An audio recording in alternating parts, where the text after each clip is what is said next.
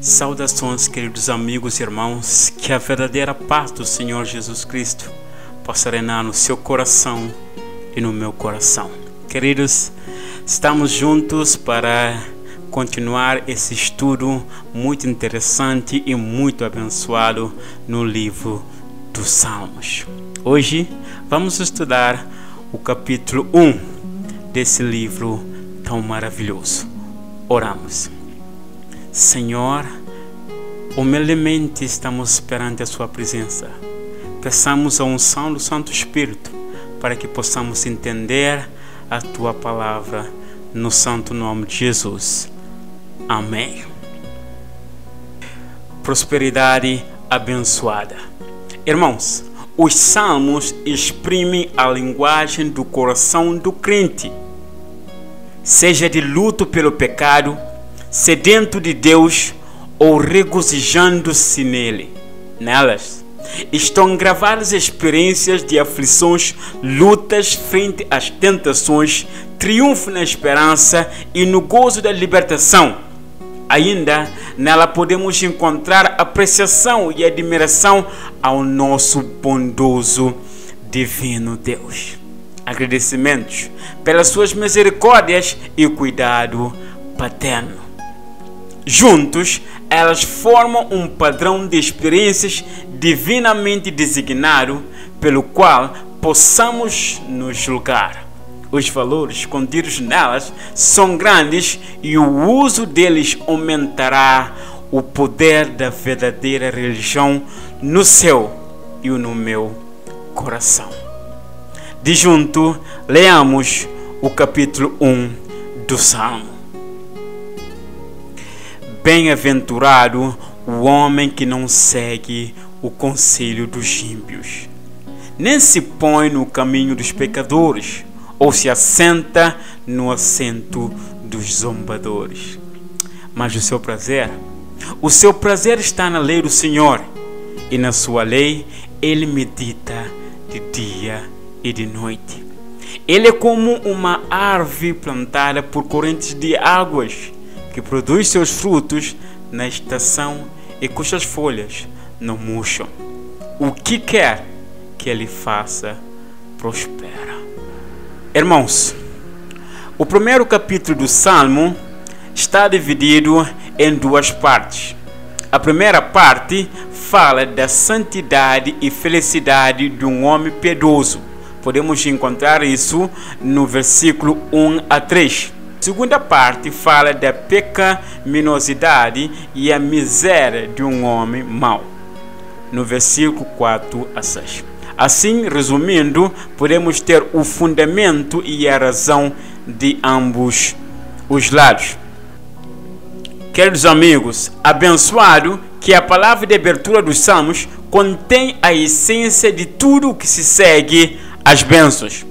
Eles se desdobram em duas direções: de Deus para o homem e do homem de volta para Deus. Vejamos. Davi continua resumindo a bem-aventurança prometida ao homem em uma frase breve e expressiva. Segundo ele, tudo que o homem fizer prosperará. Como você pode ser uma pessoa tão abençoada por Deus para prosperar em tudo? Para isso, Davi estabelece as condições. Os três primeiros negativos, os dois últimos positivos.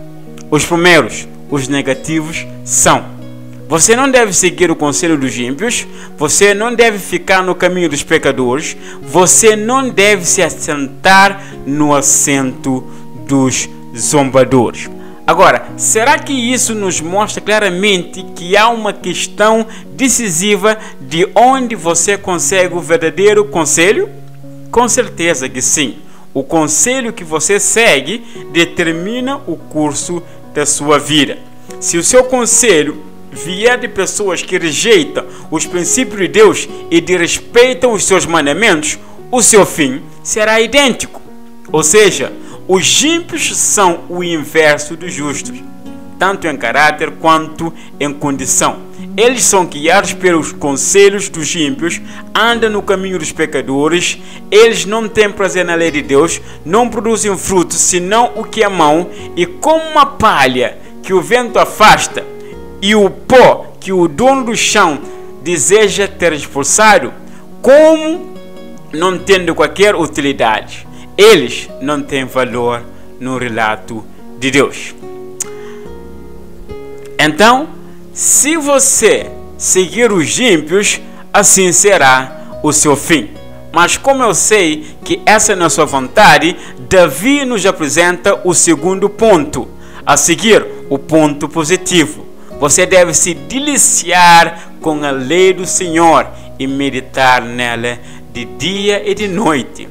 A fonte última de todo conselho sábio e justo é a lei do Senhor, irmãos. Se você preencher o seu coração e a mente continuamente com a lei de Deus, se você dirigir a sua vida de acordo com ela, então a bênção e a prosperidade será a sua porção designada por Deus. Não conhece o seu estado, querido amigo. Talvez você esteja cansado, frustrado e fracassado nesse momento. Mas, querido, devemos saber que Jesus está voltando. E quando Ele voltar, Ele vai purificar todas as coisas. Aqueles que por seu próprio pecado e loucura se tornaram joio, serão encontrados antes do turbulhão e do fogo da ira divina. A destruição dos ímpios é certa, mas todos os pecadores que tornaram sensíveis dessa culpa e miséria, eles podem ser admitidos novamente na companhia dos justos, e isso é uma obra que somente Jesus Cristo pode fazer na minha vida e na sua vida. Com Ele, possamos ser uma nova criatura novamente, e assim sendo, teremos novos desejos, novos prazeres, novas esperanças. Os nossos medos serão afastados e as tristezas serão banidas do nosso coração. Porque o verdadeiro Redentor, o nosso Salvador Jesus Cristo, irá fazer a diferença na minha vida e na sua vida. Então preste atenção a essas regras, queridos. Medite sobre eles, aplica-os. Eles vão trabalhar em sua vida e o próprio Deus garante-lhe sucesso. Oremos. Senhor, prometo seguir o exemplo de Davi e direi: os teus estatutos são o meu prazer, eles são os meus conselheiros. Em nome de Jesus. Amém.